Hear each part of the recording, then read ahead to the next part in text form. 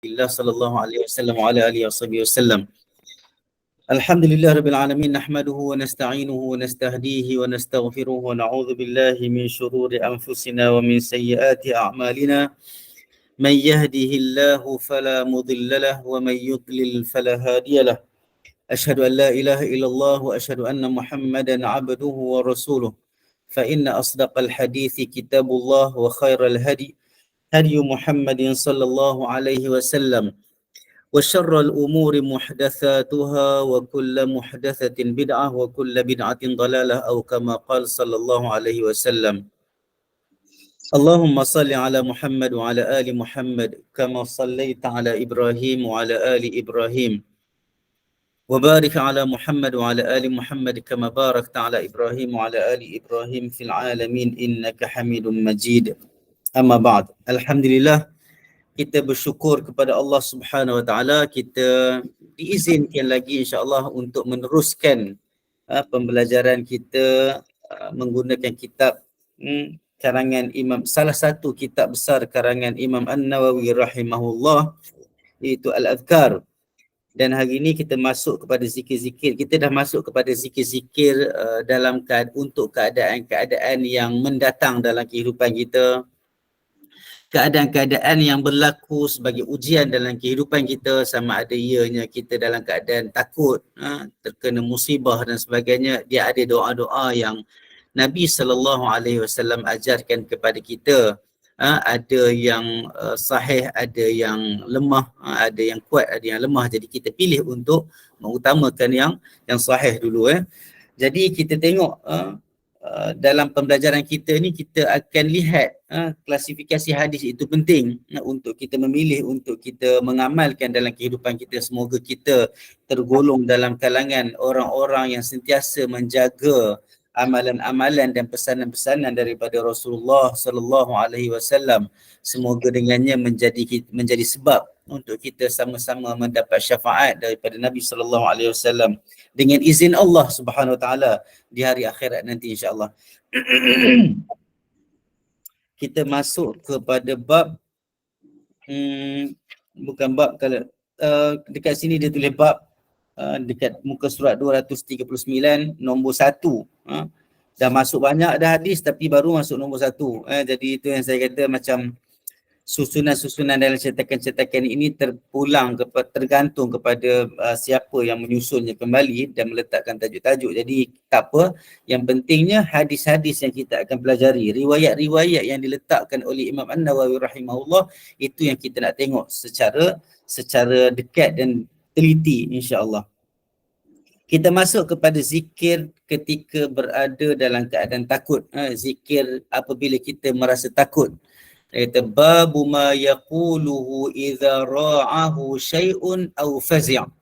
Bab pada menyatakan, saya terjemah betul-betul apa yang ada dalam teks yang saya ada ni. Yang terjemahan yang ada dalam kitab Hidayah tu tak apa, compare je, dia tak jauh mana pun, lari sikit-sikit je.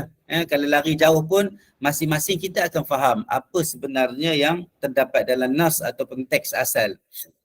Bab pada menyatakan apa yang perlu dibaca, apa yang perlu dizikirkan apabila seseorang itu ditakuti oleh sesuatu. Ada benda-benda yang menakutkan dia, sama ada hal ataupun keadaan ataupun terkejut dengan seseorang. Kerana itu sebab kita sebenarnya kita dilarang sebenarnya buat kejutan-kejutan ke orang. Itu sebab wallahu a'lam, kan sekarang ni banyak orang buat prank dan sebagainya kan. Saya rasa benda tu kadang-kadang dia jadi terlalu over.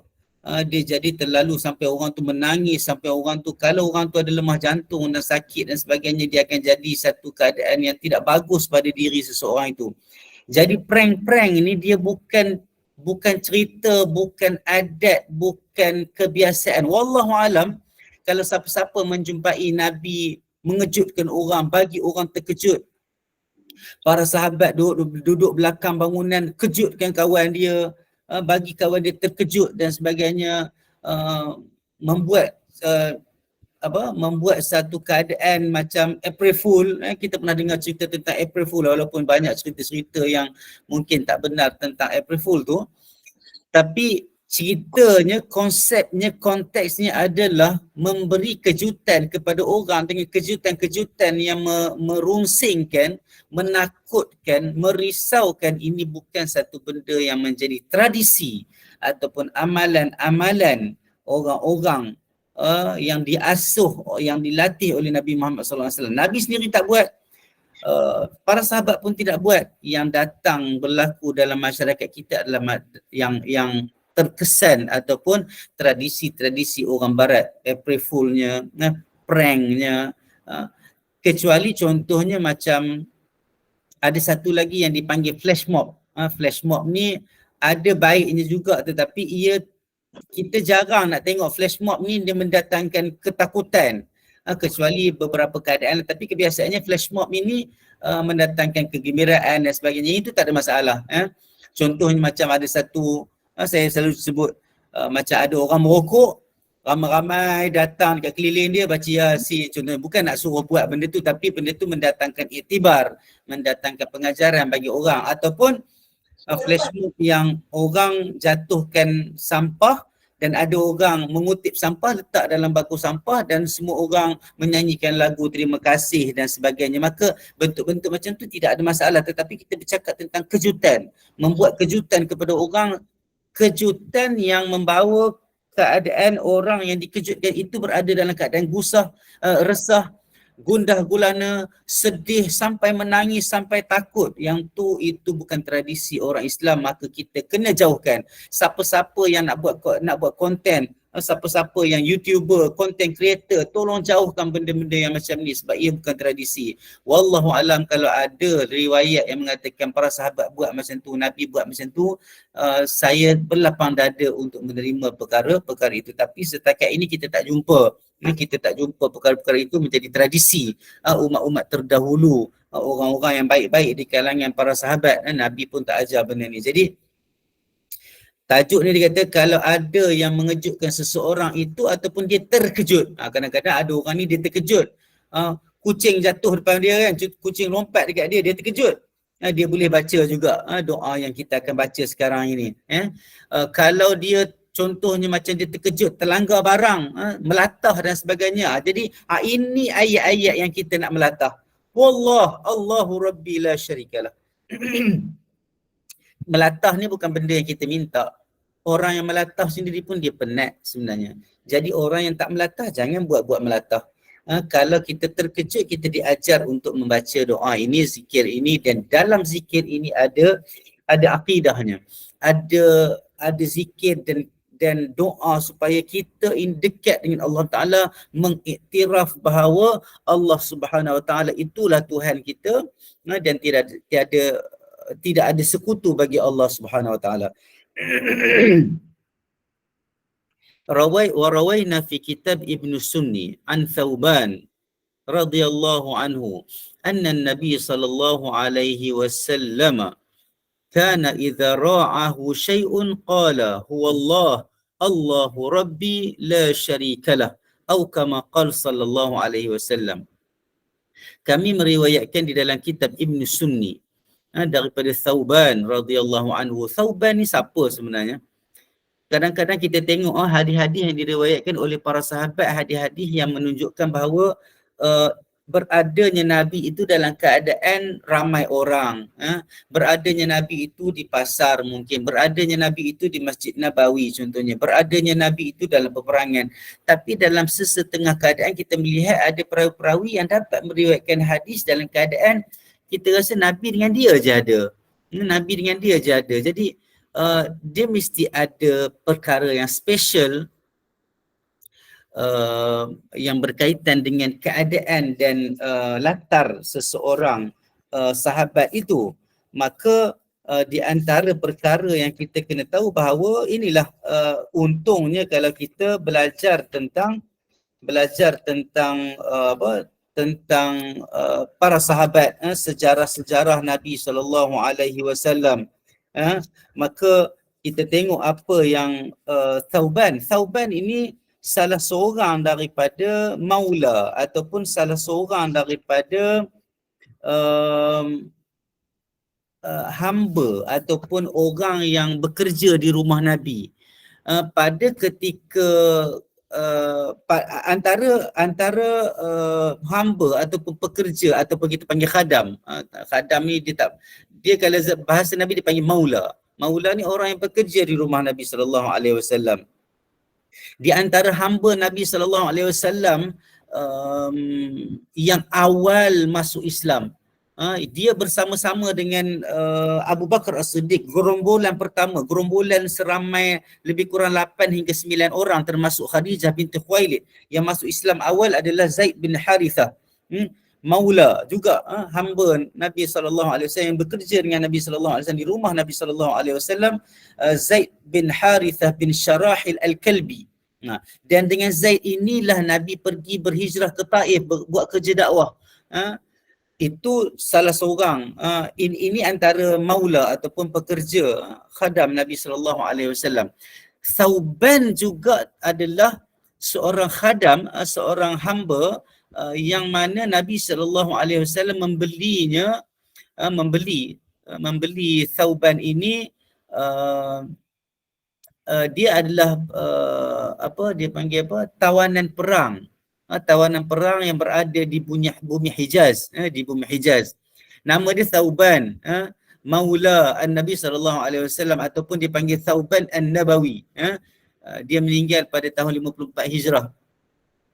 Di antara perawi hadis juga, banyak Thauban yang meriwayatkan hadis daripada Nabi SAW. Dia adalah tawanan perang di bumi Hijaz yang Nabi beli dia dan Nabi bebaskan dia. Dan bila Nabi bebaskan dia, sebenarnya macam ni, saya silap. Dia bukan hamba Nabi SAW. Dia adalah orang yang bekerja dan sentiasa berada dengan Nabi SAW. Hamba ini sebelum kedatangan Islam memang ada banyak hamba dan sebagainya yang memang gaji pun tak ada. Memang itu sebab kata bila kata hamba, dia hambakan sungguh. Gaji pun tak ada, makan apa yang ada dan sebagainya ada dengan mereka yang disalimi dan sebagainya. Jadi bila Islam datang, Islam syariatkan pembebasan hamba dan Nabi di antara orang yang banyak membebaskan hamba. Di antaranya juga contohnya Abu Bakar As-Siddiq membebaskan Bilal bin Rabah daripada Umayyah bin Khalaf. Dan Nabi membebaskan Thauban ini, dan Thauban sentiasa melazimi Nabi SAW dan menghafal banyak hadis daripada Nabi SAW. Dan dikatakan Thauban ni dia duduk di Hijaz, sebab dia tawanan perang, dia bawa merata-rata, ikutlah tuan dia yang bawa, dan dia sebenarnya berasal daripada bumi Yaman. Dan ada mengatakan bahawa saudara mara dia masih lagi berada di Yaman pada ketika itu. Di antara perkara yang kita nak tahu juga tentang Thauban sebagai iktibar dan pengajaran kepada kita adalah cinta dan kasih dia kepada Nabi SAW. Sayangnya Thauban kepada Nabi SAW. Ingat, Allah Subhanahu Wa Taala merekodkan Thauban ini di dalam satu ayat yang diturunkan dalam surah An-Nisa ayat 69 yang Allah kata, wa man yuti'illaha war-rasul fa ulaika ma'al ladzina an'ama Allahu 'alaihim minan nabiyyin was-siddiqin wasyuhada'i was-salihin wa hasuna ulaika rafiqa. Hadis ini ulama tafsir kata dia turun pada Thauban. Apa makna dia? Siapa yang Allah kata sesiapa yang mentaati Rasul, mentaati Allah dan mentaati Rasul, maka mereka itu akan bersama-sama dengan orang-orang yang Allah telah berikan nikmat ke atas mereka dari kalangan para anbiya dan siddiqin dan para syuhada dan para salihin. Dan baiklah bagi mereka itu kawan-kawan atau rakan, maksudnya yang berada di samping mereka di kalangan orang-orang salih, di kalangan para anbiya. Ayat ini diturunkan kepada Thauban, merujuk kepada kisah Thauban. Dan Thauban ini diceritakan kalau ikut Ibnul Kalbi, dia kata apa? Ayat ini diturunkan kepada Thauban. Kita ambil masa sikit lah, bukan sekadar nak baca hadis tetapi mempelajari kisah-kisah rijal ataupun orang-orang yang di sekeliling Nabi yang mendapat tarbiyah daripada Nabi SAW. Dia kata, wa kana syadidul hub lahu. Dia ni sayang sangat-sangat dekat Nabi. Qalilus sabr, sabarnya kurang. Sabarnya kurang dengan Nabi ni bukan sabarnya kurang, maksudnya dia tak sabar. Kalau orang buat apa-apa kat Nabi, dia akan marah, dia cepat marah. dia cepat akan defend, dia cepat bereaksi dan respon terhadap apa yang berlaku kepada Nabi sallallahu alaihi wasallam. Dan Nabi telah datang pada dia pada satu hari, waqad taghayyara launuhu wa nahila jismuhu. Muka Thauban ni dia berubah dan badan dia menjadi macam kesut, orang kata apa, kecut, macam badan orang yang kadang dalam keadaan rindu, dalam keadaan macam kecewa, resah, sedih, yang mana yu'rafu fi wajhil huzn, diketahui pada wajah dia tu kesedihan. Maka Rasulullah sallallahu alaihi wasallam kata, ya Thauban, ma ghayyara launak, ma ghayyara launak, apa ya Thauban, apa yang mengubah warna mukamu, apa yang mengubah keadaan kamu ni? Dia kata, ya Rasulullah, ma bi min durrin wala waja'in ghaira anni idza lam araka ishtaqtu ilaika wastawhashtu wahsyatan syadidatan hatta alqaka. Ya Rasulullah, Thauban kata, ya Rasulullah, apalah lagi yang boleh memberi mudarat kepadaku, yang boleh memberi keresahan kepadaku, kecuali daripada aku tidak melihatmu. Aku rindu kepadamu dan aku rasa keluh kesah yang sangat-sangat sehinggalah aku berjumpa denganmu. Thumma dzakartul akhirah. Aku disebut tentang akhirat dan aku tidak takut.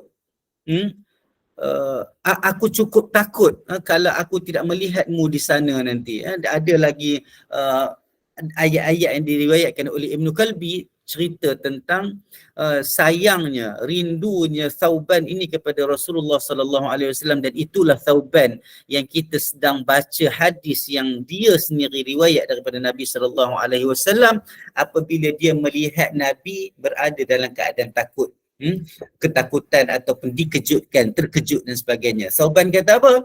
Sesungguhnya Nabi SAW apabila ada perkara yang memberikan dia kejutan ataupun dia terkejut dengan satu-satu perkara, maka dia akan kata, huwallah, dialah Allah. Maksudnya kita faham ini tauhid, ini akidah. Apa-apa saja yang berlaku, sama ada sengaja ataupun tidak sengaja, kita kata kebetulan. Kita selalu sebut benda ni kebetulan. Kita lalu, benda tu jatuh. Kita lalu, orang tu lalu. Kita lalu jalan tu, orang pun datang dan berlaku aksiden depan mata kita dan sebagainya. Itu kita kata kebetulan, tapi di sisi Allah SWT segalanya telah diaturkan oleh Allah SWT yang maha bijaksana, yang maha mengetahui. Dia jadikan perkara betul berlaku kepada kita bukan saja-saja, bukan kebetulan, bukan terkejut. Terkejut itu hukum dunia, hukum manusia, tetapi hukum Allah Ta'ala segalanya adalah ujian untuk kita, untuk hamba-Nya, nak tengok macam mana kita ni dalam keadaan terkejut, kita kembali kepada siapa? Nabi mengajarkan kita kembali kepada Allah Subhanahu Wa Taala.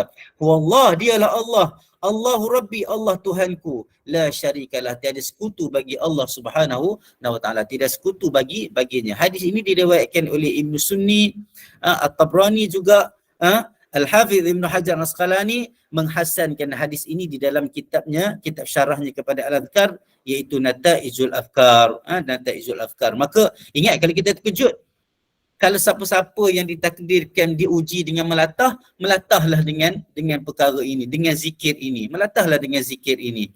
Siapa-siapa yang terkejut daripada dia opposite ataupun dan sebagainya, sebut Allahu Rabbi. Sebutlah Allah. Huwallah, Allahu Rabbi la syarikalah. Sebutlah zikir yang diajarkan oleh Nabi sallallahu alaihi wasallam ini. Dalam keadaan ini Nabi tidak kelihatan mengajar, tetapi Nabi menyebut. Jadi apa sahaja yang Nabi sebut termasuk dalam hadis. Hadis itu adalah apa-apa sahaja perbuatan Nabi, apa-apa sahaja kata-kata Nabi, apa-apa sahaja yang berlaku di hadapan Nabi, tetapi Nabi tidak mengingkarinya dan tapi tidak melarangnya, maka ia menjadi sunnah takririyah, sunnah yang diperakukan oleh Nabi sallallahu alaihi wasallam. Minta maaf panjang sikit ceritanya, tapi saya harap kita dapat iktibarlah daripada generasi-generasi yang terdahulu, sahabat-sahabat Nabi, bagaimana mereka berinteraksi dengan Nabi sallallahu alaihi wasallam. Ya, bukan budaya kita. Cuma kita kena hati-hatilah, kena banyak mengambil iktibar daripada apa yang berlaku dalam kehidupan kita. Kita tapislah. Bila kita belajar ni kita tapis. Nabi larang. Buat lawak perkara yang tipu pun tak boleh. Itu sebab Nabi bergurau dengan para sahabat. Kadang-kadang bila dia panggil para sahabat, cuba kita dengan kawan-kawan kita panggil, hey Muhammad Azhar bin Ibrahim Rashidi bin Ahmad. Kita mesti dia kadang-kadang panggilan itu sebenarnya gurauan yang bagus. Dia dengan Abu Hurairah, sayang sangat dia kepada Abu Hurairah, dengan Bilal sebagainya. Kadang-kadang dia bergurau dengan kadang-kadang biji kurma kan. Ini satu riwayat yang saya baca, saya jumpa, ini benda yang nak tunjuk Nabi bergurau dalam keadaan yang gurauan yang sederhana, tidak melampau dan tidak ada perkara-perkara yang dusta di dalam gurauannya. Contohnya macam dia tengok sahabat makan kurma, biji kurma nampak banyak kan, letak banyak. So macam sahabat makan banyak lah. Lebih kurang macam tu. Macam kita katalah kita makan sate ramai-ramai, kita letak lidi kita dekat tempat orang, kita banyaknya kau makan, macam tu lah. Lebih kurang tapi itu gurauan-gurauan yang biasa, tidak ada masalah lah. Dan gurauan ini biasanya dengan kawan-kawan yang kita kenal. Kita tak boleh bergurau dengan orang yang kita baru kenal, ataupun orang yang kita tidak kenal. Maka kehidupan yang begitu tidak ada masalahnya, insya-Allah. Tapi gurauan-gurauan, buat lawak dengan cerita-cerita yang kita tipu, sengaja tipu dan sebagainya, maka itu bukan juga tradisi orang Islam. Itu sebab kadang kita jangan sesekali rasa nak buat lawak, jangan cuba buat lawak. Itu sebab kadang bolehlah kadang-kadang kita tengok banyak rancangan-rancangan reality, stand up comedian dan sebagainya. Tidak ada masalah menyungkil bakat dan sebagainya, tapi perlu diingat bagi peserta-peserta supaya mereka tidak mereka cipta lawak-lawak itu. Kalau lawak-lawak yang sinis dan sebagainya, sindiran-sindiran itu bagus juga untuk memberi pengajaran dan kesedaran kepada orang lain. Tetapi kalau lawak-lawak itu sengaja direka dan perkara itu adalah dusta, maka ia tidak dibenarkan di dalam Islam. InsyaAllah, ya Puan Jamaliah. Okey, kita teruskan dengan hadis yang seterusnya. Apa Nabi kata? Apa Imam Nawawi kata? Wa rawaina fi sunani Abi Daud wa Tirmidzi an Amr bin Shu'aib an abihi an jaddihi anna Rasulullah sallallahu alaihi wasallam kana yu'allimuhum min al-faza' kalimat a'udzu bi kalimatillahi tammati min ghadabihi wa syarri ibadihi wa min hamazati syayatin wa ay yahdurun. Dan kami meriwayatkan dalam Sunan Abi Daud dan Tirmidzi daripada Amr bin Shu'aib daripada bapa dia, daripada ayah dia dan daripada datuk dia. Ketiga-tiga mereka ini adalah perawi hadis, sahabat Nabi. Sesungguhnya Rasulullah sallallahu alaihi wasallam mengajarkan mereka daripada keadaan faza', daripada keadaan terkejut itu, beberapa kalimat ataupun zikir ataupun doa. Apa dia doanya? Aku minta perlindungan dengan kalimat Allah yang maha sempurna daripada kemurkaan Allah Subhanahu Wa Taala dan daripada kejahatan hamba-hambanya, dan daripada gangguan dan hasutan syaitan, dan daripada keseluruh hasutan-hasutan, kejahatan-kejahatan ini datang kepadaku. Minta perlindungan daripada Allah SWT dengan kalimat Allah SWT yang maha sempurna. Maka ini doa yang Nabi ajar. A'udzu bikalimatillahi tammati min syarri ma khalaq. Kita dah baca dah. Dalam satu hadis yang lain boleh juga baca. Tapi ini khusus kepada apabila kita berada dalam keadaan takut dan terkejut. A'udzu bikalimatillahi tammati min ghadabihi wa syarri ibadihi wa min hamazati syayatin wa ay yahdurun.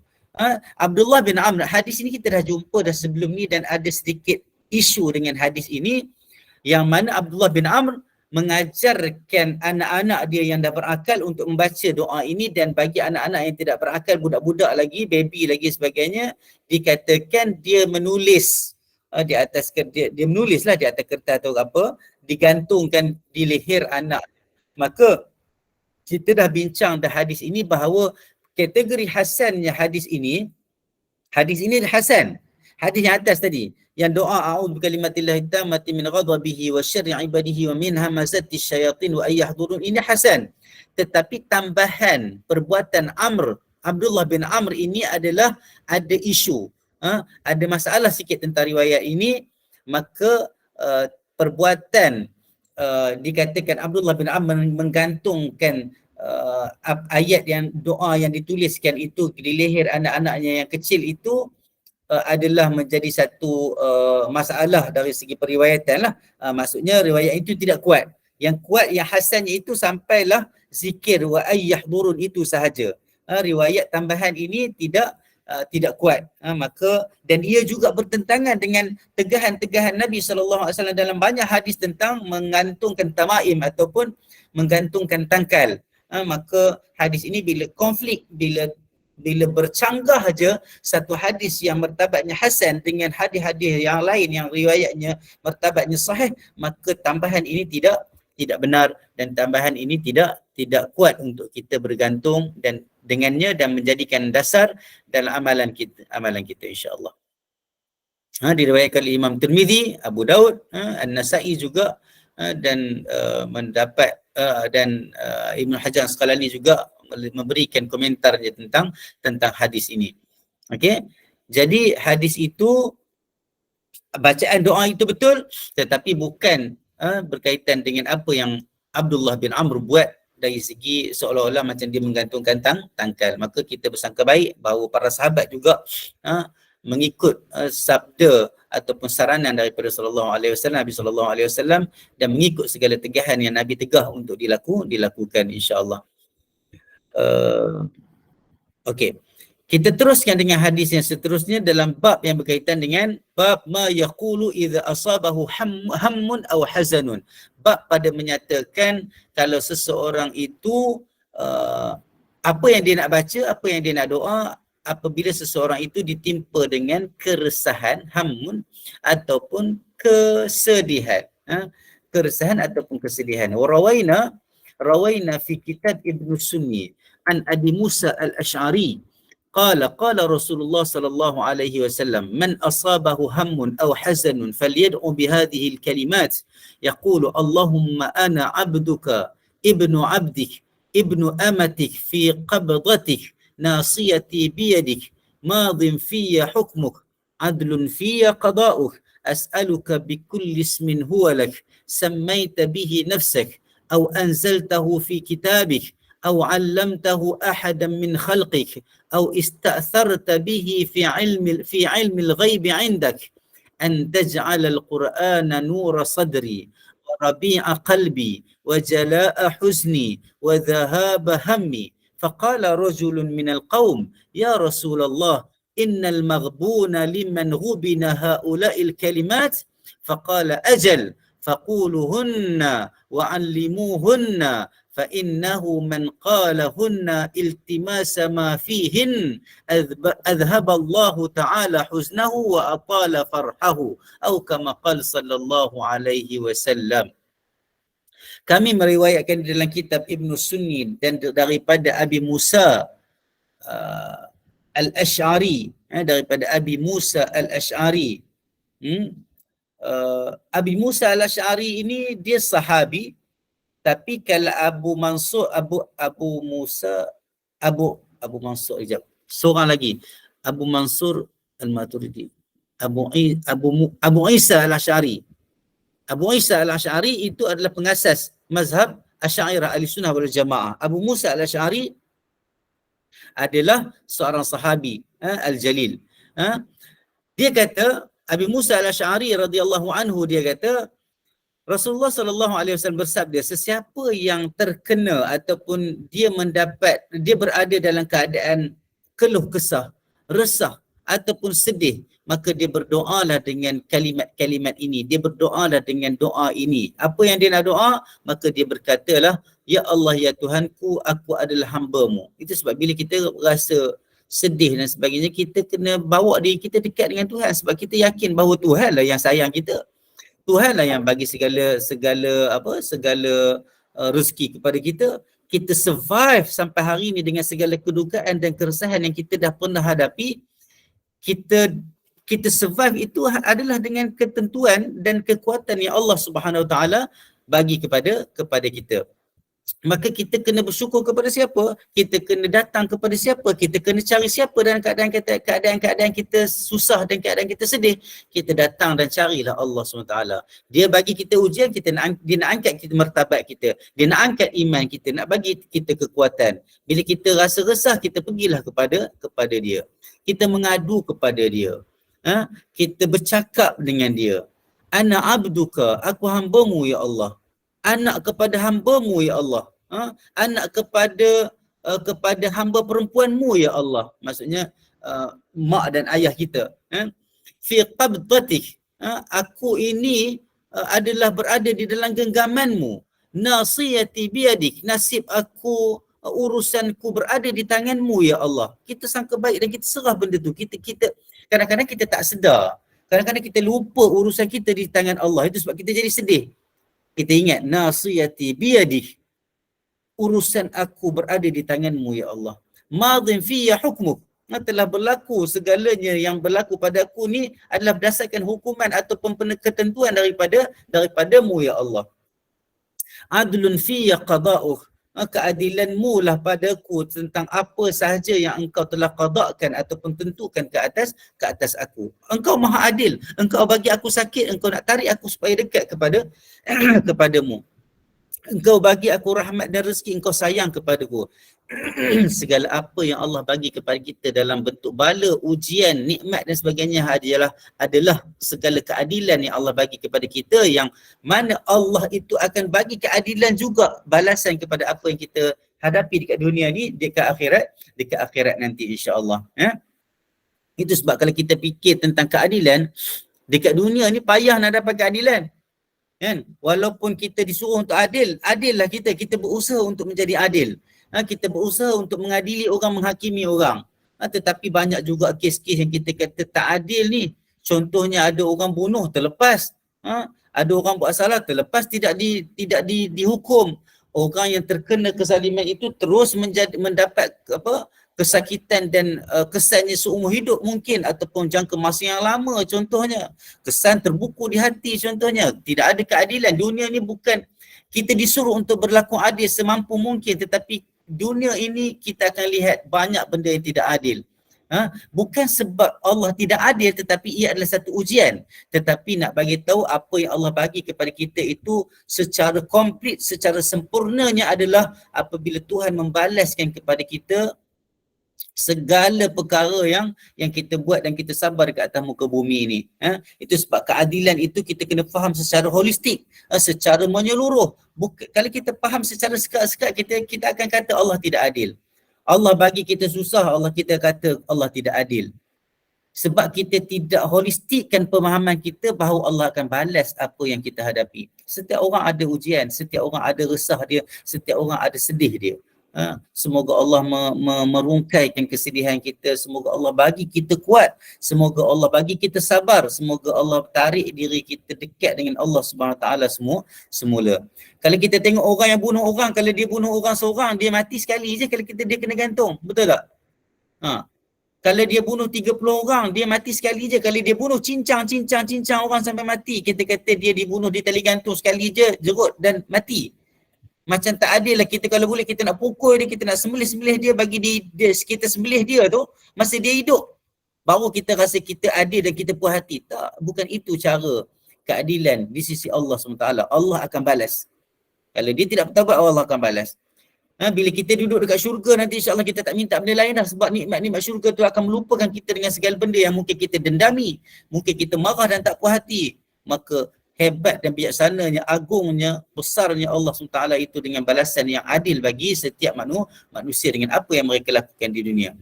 Itu sebab kalau orang yang bunuh banyak kali, dia tidak minta ampun, tidak minta maaf, tidak selesai masalah pembunuhan dia dekat dunia, tidak dia bertaubat, Allah tak terima taubat dia, maka dia akan disiksa dalam neraka. Kulit-kulitnya dah dibakar pun diganti dengan kulit yang baru. Ganti dengan kulit yang baru untuk merasai kesakitan dan azab yang Allah balas secara adilnya Allah SWT itu kepada semua hamba ciptaan dia, makhluk ciptaan dia, termasuk hamba-hambanya di kalangan manusia. Adlun fiyya qada'uh. Apa Nabi ajar lagi, as'aluka bikulli ismin huwa lak. Ini tawassul. Aku minta, aku mohon dengan semua nama-nama bagi kamu. Nama-nama yang maha sempurna, yang maha baik. Laka samaita bihi nafsak, yang engkau namakan dengannya dirimu, zatmu. Au anzaltahu fi kitabika, ataupun yang engkau turunkan di dalam, yang engkau sebutkan di dalam kitab engkau, Al-Quran. Ataupun apa yang engkau ajarkan kepada mana-mana salah seorang hamba daripada ciptaan, makhluk ciptaan engkau, ya Allah. Aw ista'tharta bihi fi ilmil ghaib indak, ataupun engkau sembunyikan, engkau tak bagi tahu, engkau sorokkan dalam ilmu ghaib di sisi engkau, untuk engkau jadikan Al-Quran itu sebagai penerang hatiku, penerang dadaku, supaya dada aku lapang, dada aku tenang, hatiku tenang. Wa rabi'a qalbi, menjadi penenang hatiku. Wa jala'a huzni, dan penghapus ataupun perkara yang membuatkan kesedihan aku hilang, penghilang kesedihanku. Wa dhahaba hammi, dan yang menjadikan keresahan aku ini juga hilang dari diriku. Maka kita bertawassul dengan nama-nama Allah Subhanahu Wa Taala yang banyak itu. Kita tak sebut satu-satu, tapi kita sebut semua.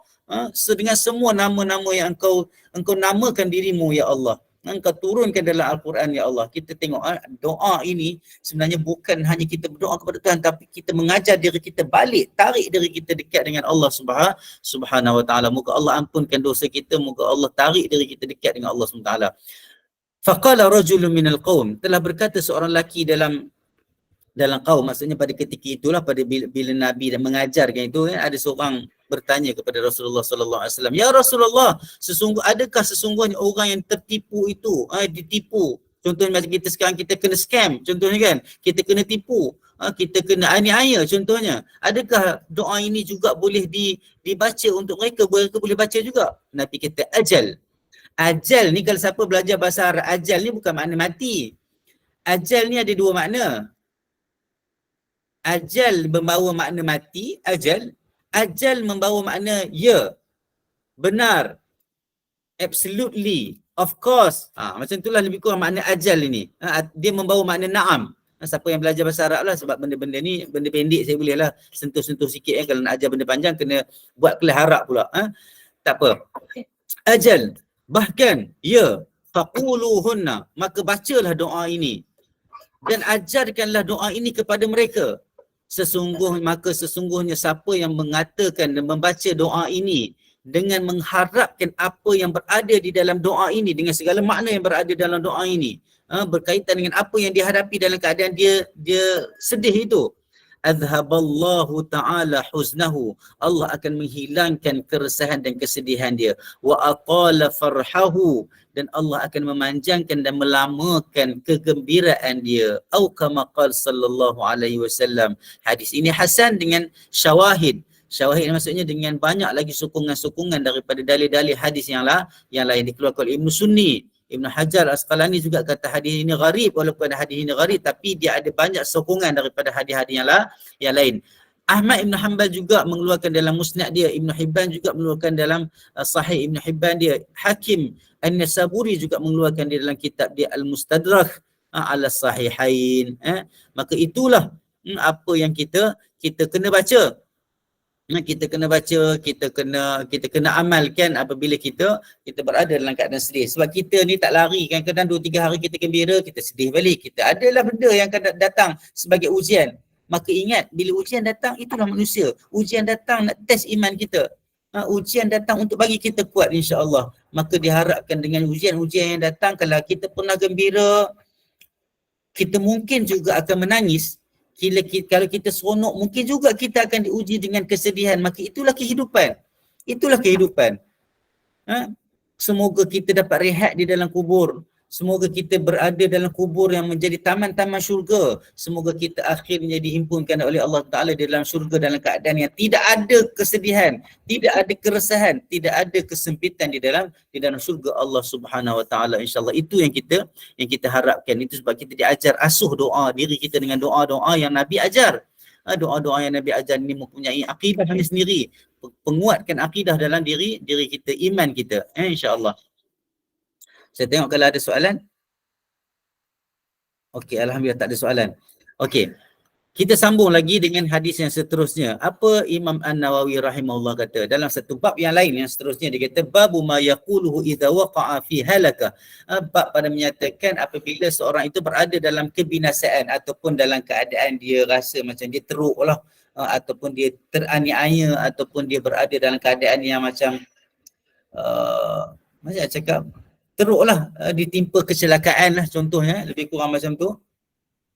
Maka apa yang ada dekat sini lah, apa yang ada dekat sini kita tengok sama ada hadis ini, riwayat ini kuat ataupun tidak. Kami meriwayatkan di dalam kitab Ibn Sunni daripada Ali radhiyallahu anhu, dia berkata Rasulullah sallallahu alaihi wasallam bersabda, "Ya Ali, wahai Ali, adakah aku boleh mengajarkan kepadamu kalimat ataupun doa apabila kamu berada di dalam keadaan yang teruk, yang kadang-kadang manusia dia rasa dia bad, dia rasa dia teruk sangat-sangat, dia rasa macam useless. Kalau berada lah, ataupun dia teraniaya, maka kalau berada dalam keadaan itu, maka bacalah doa ini.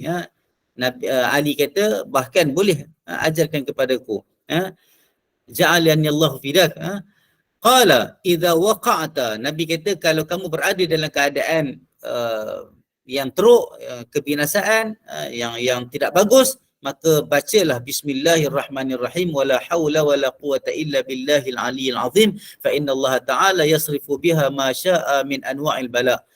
Kata bacalah doa tadi, sesungguhnya Allah SWT akan menghindarkan kamu, menjauhkan kamu daripada apa segala bala yang dia mahu perkara itu hilang daripada kamu.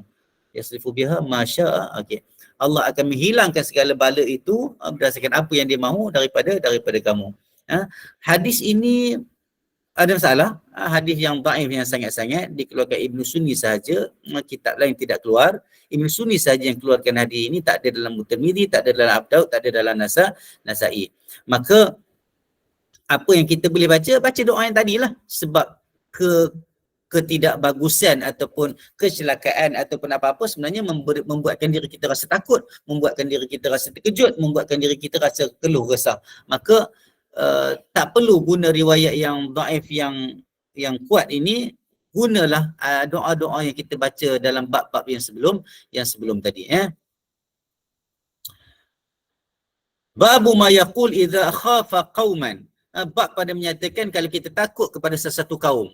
Satu kaum ni maksudnya tak kira lah kaum ini sebenarnya dia merujuk kepada mungkin seorang, mungkin sekumpulan manusia ataupun satu negara. Contohnya kita kadang-kadang bila kita dengar macam Singapura dulu bila kadang-kadang bila orang cerita tentang Singapura ada kapal selam, Singapura ni macam ni, banyaklah teori ketenteraan dan sebagainya, sampai orang Malaysia kena ada yang kata takut kalau kapal selam Singapura datang kiri kanan semenanjung Malaysia ni, habis kita dengan tenaga peluru nuklear dan sebagainya. Maka macam-macam lah yang kita diberitahu tentang cerita yang mungkin benar atau tidak benar, yang akhirnya kita berada dalam keadaan ketakutan. Rawaina bil isnad sahih, kami meriwayatkan dengan sanad yang sahih dalam Sunan Abi Daud dan Nasa'i, an Abi Musa al-Asy'ari, daripada Abi Musa al-Asy'ari radhiyallahu anhu, anna Nabi sallallahu alaihi wasallam kana idza khafa qauman qala Allahumma inna naj'aluka fi nuhurihim wa na'udzu bika min syururihim, atau kama qala sallallahu alaihi wasallam. Abu Musa al-Asy'ari radhiyallahu anhu dia kata apa? Dia kata sesungguhnya Nabi sallallahu alaihi wasallam apabila dia berada dalam keadaan takut kepada satu kaum, bukan Nabi takut kepada satu kaum ini menunjukkan Nabi penakut, tidak. Tapi ketakutan yang mungkin dia risaukan tentang umat dia, ketakutan dan kerisauan dia tentang bagaimana dia nak menjaga kemaslahatan dan keamanan, sebab dia ketua negara, dia ketua kaum, ketua muslimin. Maka ketakutan itu bukan ketakutan macam dia tak takut kepada Allah, bukan. Macam kita kata jangan takut kepada hantu, maksudnya gangguan-gangguan lah. Jangan takut kepada perkara-perkara yang ni, takutlah kepada Allah. Iman kamu di mana? Dia jangan bercakap macam tu dengan orang, sebab orang kadang ada benda yang ditakut. Kita sendiri kita tengok muka orang ataupun satu gambaran yang menyeramkan, kita takut, itu biasa, itu fitrah. Mungkin ada orang yang jiwanya kering, dia boleh masuk dalam hutan waktu malam dan sebagainya, seorang-seorang dia sebagainya, tapi itu mungkin tidak ramai orang boleh buat macam tu. Mungkin ada orang yang mungkin dia kurang kuat dalam bab itu, tapi ia tidak mengatakan, ia tidak menjadi tanda kepada iman orang tu lemah. Jangan sesekali mengukur iman orang dengan sebab dia takut hantu, dengan sebab dia tak berani terjun tinggi. Jangan takutlah, takut ke Allah, terjun je. Kita tahu ini semua kata-kata yang sebenarnya tidak membina. Tidak membina. Setiap orang ada kekuatan, setiap orang ada kebolehan. Maka setiap kebolehan itu tidaklah setiap kelemahan itu sebenarnya tidaklah menggambarkan bahawa ianya lemah iman. Mungkin dia lebih kuat iman dan pengantungan dia dengan Allah Subhanahu wa taala daripada kita. Kita minta Allah kuatkan iman kita dan pengantungan kita kepada Allah. Nabi bila dia ajar Abu Musa Al-Asy'ari, dia kata Nabi bila Nabi takut, Nabi takut kepada satu kaum lah, maksudnya ada resah sikit tentang satu kaum. Kita tahu zaman Nabi selalu berlaku peperangan, terlibatnya tentera-tentera yang gabungan daripada Rom dan Parsi dan sebagainya, orang Yahudi, kufar Quraisy, orang Kristian dan sebagainya, banyak macam-macam. Nabi baca apa? Allahumma inna naj'aluka fi nuhurihim. Ya Allah, ya Tuhanku, sesungguhnya aku menjadikan engkau pada tengkuk-tengkuk mereka. Apa makna aku menjadikan engkau? Aku memohon untuk aku menjadikan engkau pada tengkuk-tengkuk mereka. Maksudnya aku menyerah, sebab tengkuk ini lambang kepada kalau orang nak mati potong kat tengkuk lah. Kenapa kita kata kalau nak bunuh gantung? Kenapa tak gantung tangan? Sebab dekat situlah contohnya urat merihnya kan, saluran pernafasannya, dan secara adatnya kalau di situ luka dan cedera teruk ataupun terputus, maka ia akan matilah. Itu hukum adatnya begitulah. Maka aku, ya Allah, ya Tuhanku, aku menjadikan engkau di tengkuk-tengkuk mereka. Maksudnya aku serahkan mereka ini di tanganmu, ya Allah. Engkau nak hancurkan mereka ataupun apa sahaja. Maksudnya kuasaan itu segalanya dimiliki Allah, milik Allah Subhanahu Wa Taala. Dan kami minta berlindung dengan engkau, ya Allah, daripada segala kejahatan mereka. Hadis ini hasan, boleh diguna pakai kalau kita rasa takut. Kadang-kadang kita rasa takut, lepas tu dia hilang. Kadang-kadang kita rasa macam risau, lepas tu dia hilang. Kadang-kadang kita rasa macam, contohnya macam kadang-kadang kita takut juga dengan bank kan. Bank kejar kita kan sebab kita hutang. Kita berhutang sana sini, banyak komitmen kita. Wallahualam, ujian-ujian hidup kita, saya sendiri pun banyak juga komitmen. Kadang-kadang bila bank duk telefon takut juga, tapi tidaklah membuatkan kita baca doa ini. Ini ceritanya doa kepada kaum-kaum yang musuh Islam, musuh kita, buat jahat. Jadi kadang-kadang tu yang kadang bila ada orang tak tahu lah, kadang asatizah juga ajar baca doa waja'alna min baini aidihim saddan wa min khalfihim saddan fa'aghshaynahum fahum la yubsirun. Bila lalu kat Roblox, bila lalu kat JPJ, bila lalu kat immigration, ya Allah, kadang-kadang kita kata ini abuse, ini salah guna ayat Quran. Ayat Quran bukan diturunkan untuk melarikan diri daripada tindakan undang-undang bila kita buat salah. Maka minta doa, senang je. Kalau nak kena saman je lah. Nak buat macam mana, adalah Allah mudahkan urusan kita untuk kita bayar saman tu. Kalau tidak pun tunggu je lah hari polis ke hari JPJ ke diskon saman, bayarlah pada ketika itu. Nak buat macam mana? Dah kita memang salah. Kalau kita sentiasa lari daripada kesalahan kita, kadang-kadang bila kita datang, kita turun.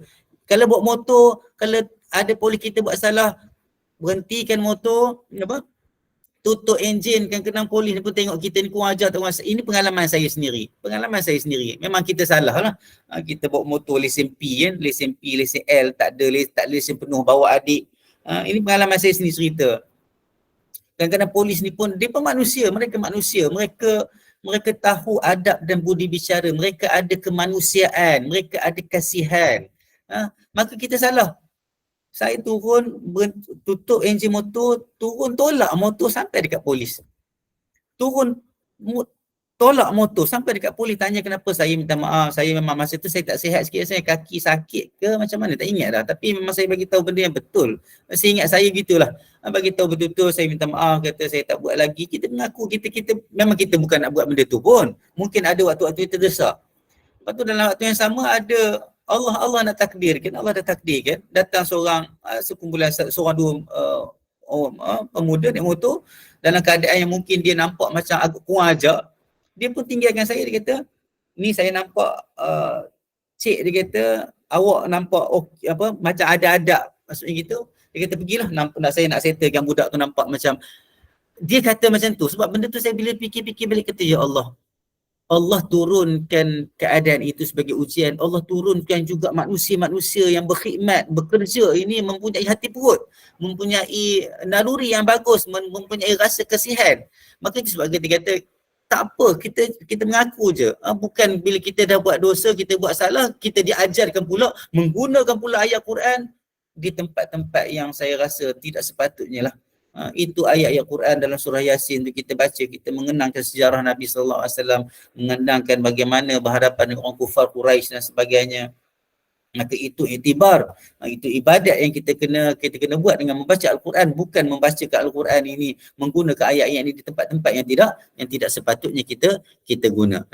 Maka baca doa ini bila kita rasa takut dengan musuh, benda maksudnya kita takut dalam keadaan kita betul, mereka rasa macam mereka datang nak kacau kita dan sebagainya. Contohnya macam kita terlibat, wallahualam, na'udzubillah, kalau ada yang terlibat dengan alung dan sebagainya, memang kita kalau mungkin kita terlepas, kita tersilap, kita berhutang, tetapi interest ataupun bunga-bunga itu terlalu tinggi dan kita berdoa, kita tidak masalah berdoa sebab tak ada siapa pun nak pinjam dengan alung, tak ada siapa pun nak letak diri dia dalam keadaan itu. Mungkin dia terlepas, mungkin dia terdesak sangat-sangat, mungkin ada orang yang sakit, dia nak uruskan dan sebagainya, na'udzubillah.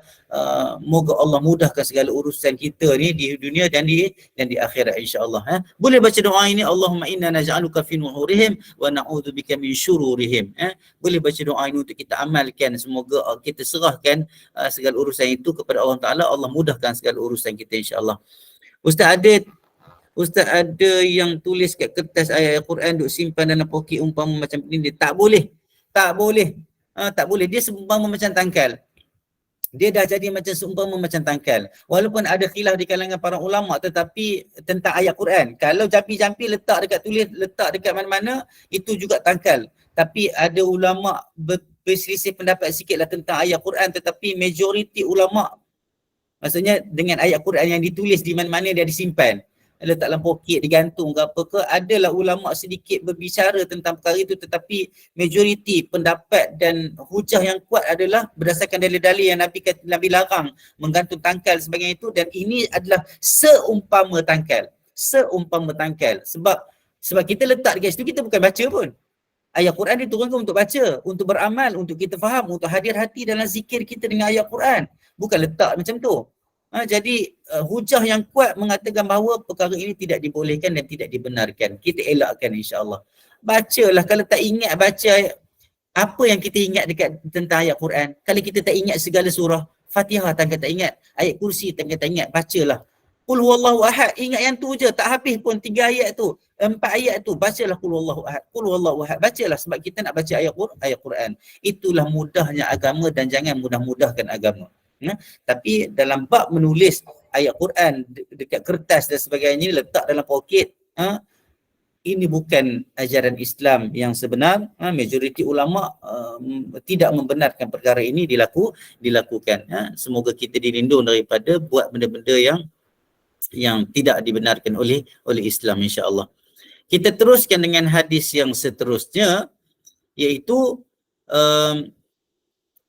hadis yang okey, babu ma yaqulu idza khafa sultanan. Ini kalau takut kerajaan. Kan takut kerajaan buat apa? Kita ni duduk dekat negara yang aman ni kita tak rasa. Kita duduk dekat negara yang aman kita tak rasa. Kita duduk dekat tempat-tempat yang bergolak. Ada dulu kawan seorang datang daripada satu negara yang bergolak. Dia nak balik negara dia pun takut, pasport pun tak ada. Duduk dekat Malaysia merata-rata. Sekarang ni saya dah lose contact dengan dia, saya sedih juga sebenarnya, tapi saya tak mampu nak tolong dia lebih lah. Sebab kita terikat dengan akta-akta perlindungan pelarian dan sebagainya. Jadi kita doa mereka-mereka yang diuji ni dapat kebahagiaan dan keamanan kembalilah. Kita tak pernah rasa benda tu. Kita duk rasa kerajaan buat itu dan ini, tapi dia tidak tahap macam ketakutan orang-orang lain yang diuji dengan kerajaan-kerajaan yang zalim. Nampak bunuh, tentera-tentera mereka datang, nampak orang kampung bunuh dan sebagainya. Orang kampung yang dilihat memberontak lah. Maka kita tidak diuji dengan benda tu. Moga kita mohon Allah Ta'ala bagi kita keamanan dunia dan akhirat. Kami meriwayatkan dalam kitab Ibn Sunni daripada Ibnu Umar radhiyallahu anhuma, Dia kata Rasulullah sallallahu alaihi wasallam bersabda, bila kamu takut kepada sultan atau selainnya, maka katalah la ilaha illallahul halimul hakim subhanallahi rabbis samawati sab'i wa rabbil arsyil azim la ilaha illa anta azza jaruka wa jalla thanauka. Hadis ini dhaif sangat-sangat, dhaif jiddan kalau tengok kat situ. Kalau siapa ni saya highlight sikit supaya nampak. Kalau yang hasan apa semua tu saya tak payah highlight lah. Ini sebab ini dhaif jiddan. Kita tengok sini dhaif jiddan. Hadis ini dhaif yang lemah yang sangat-sangat, tak boleh gunakan lah, tak boleh digunakan. Itu sebab kalau tengok kat sini Imam Nawawi dia kata apa?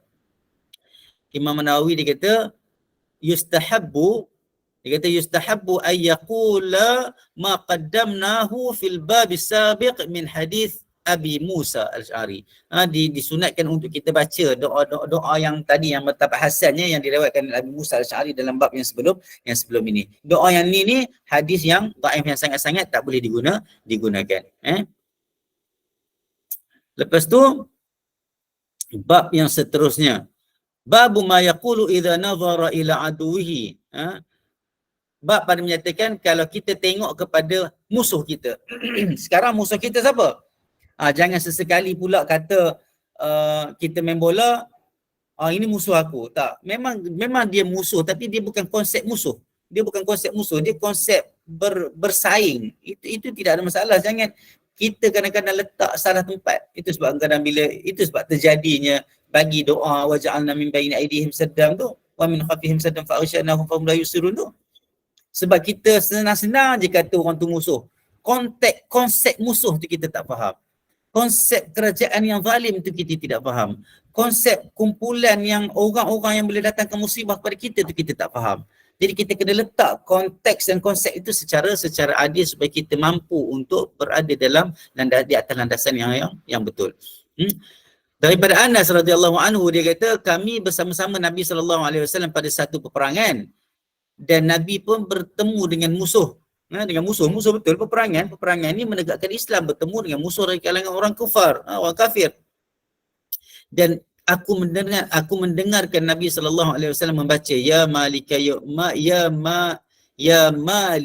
yaumiddin iyyaka a'budu wa iyyaka asta'in. Aku dengar Nabi baca doa ini.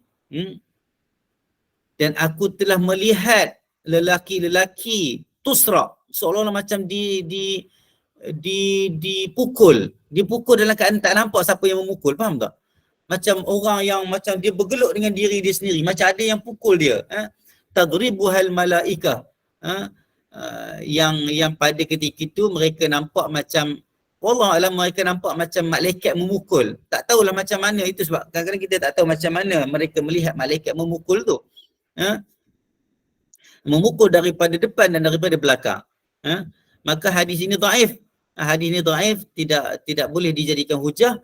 Dan Imam Nawawi juga dia menyebutkan sekali lagi, dia kata apa?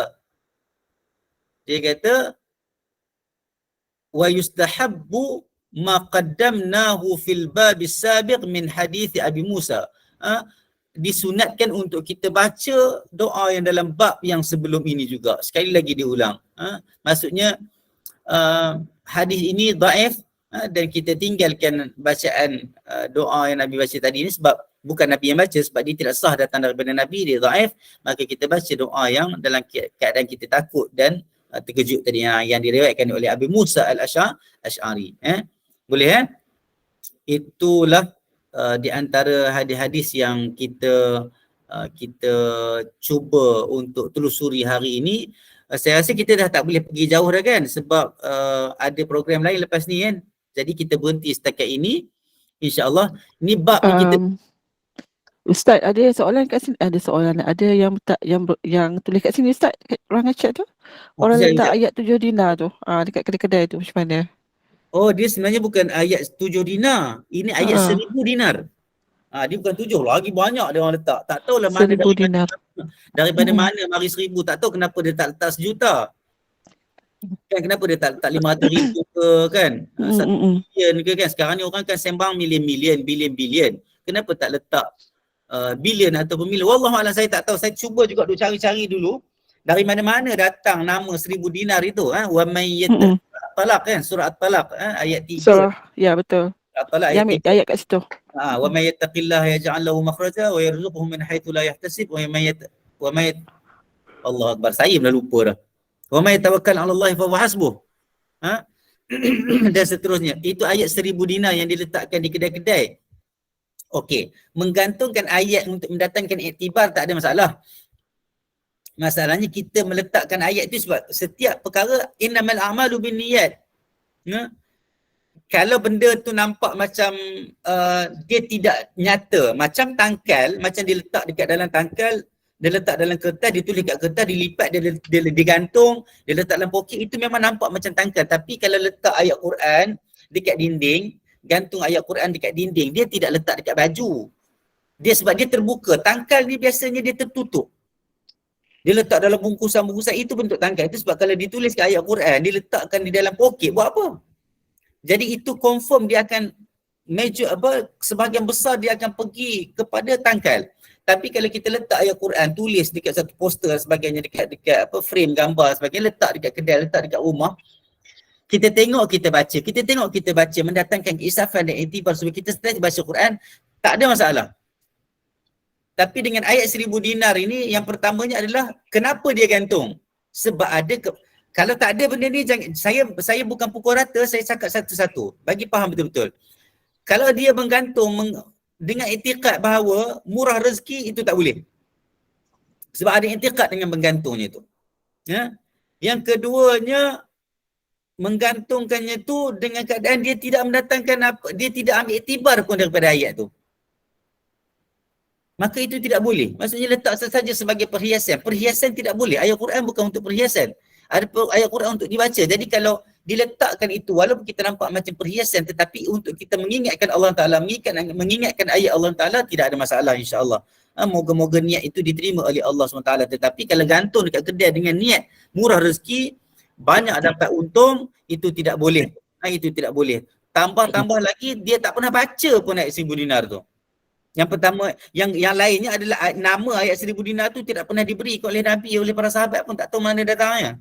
Jadi perkara ini tidak boleh selepas saya tahu, saya tak guna pun nama ayat 1000 dinar ke apa ke. Kalau nak bacalah ayat ini sebagai motivational talk daripada Al-Quran.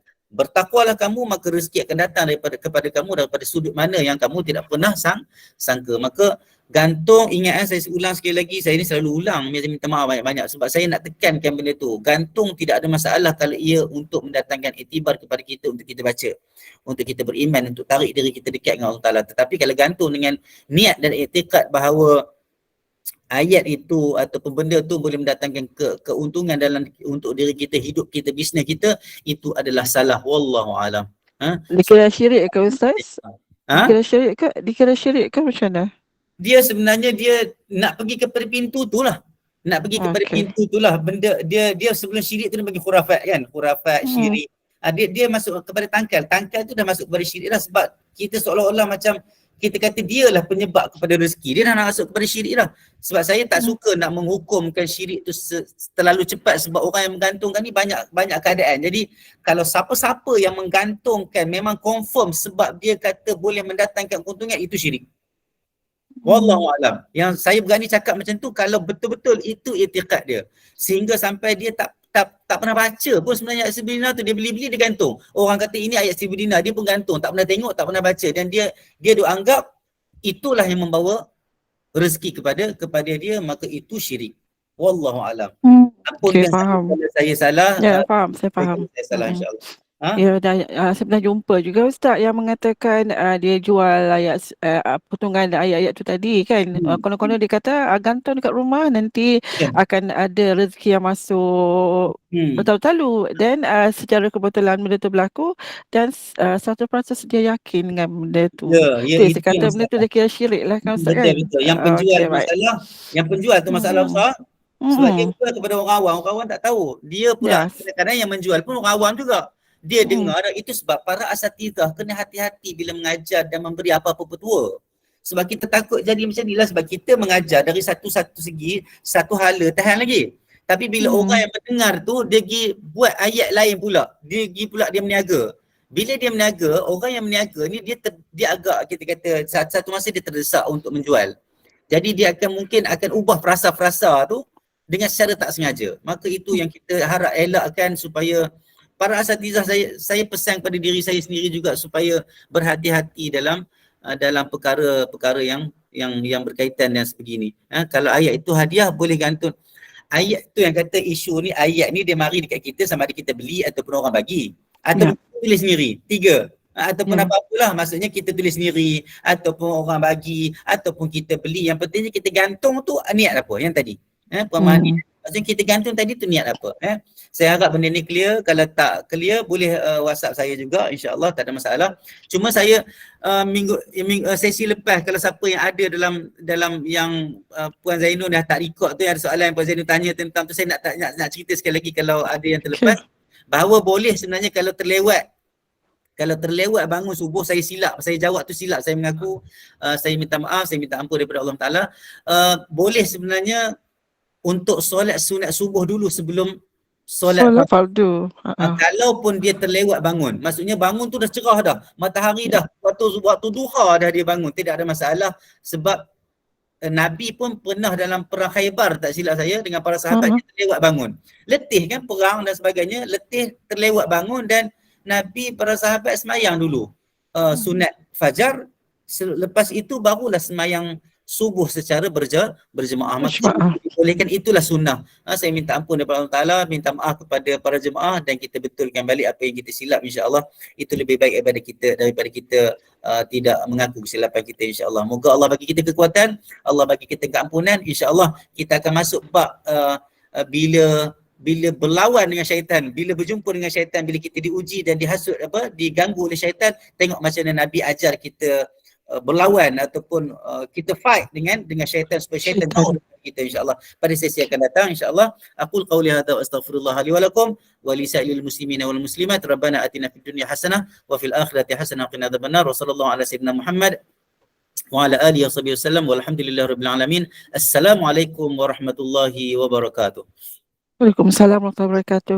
Kepada Ustaz Azhar atas kesediaan berkongsi ilmu mengenai bicara bab zikir itu tadi, dan sebelum itu diharapkan para jemaah dapat memperolehi manfaat melalui perkongsian ilmu ini. Dan selepas ini kita ada sesi baca ayat zikir Al-Kahfi, dan Ustaz kita tangguhkan dulu Ustaz dengan tasbih kafarah dan surah Al-Asr. Bismillahirrahmanirrahim. Wal 'asri innal insana lafi khusr illa alladhina amanu wa 'amilus salihati wa tawassaw bil haqqi wa tawassaw bis sabr. Subhanakallahumma wa bihamdika asyhadu an la ilaha illa anta astaghfiruka wa atubu ilaik. Assalamualaikum warahmatullahi wabarakatuh. Jumpa lagi, insya-Allah. Waalaikumsalam. Jumpa lagi Ustaz. Saya jumpa Ustaz lagi minggu depan. Saya sama-sama. Terima semua. Hari Isnin Ustaz ya, insya-Allah. Insya-Allah, insya-Allah. Alhamdulillah.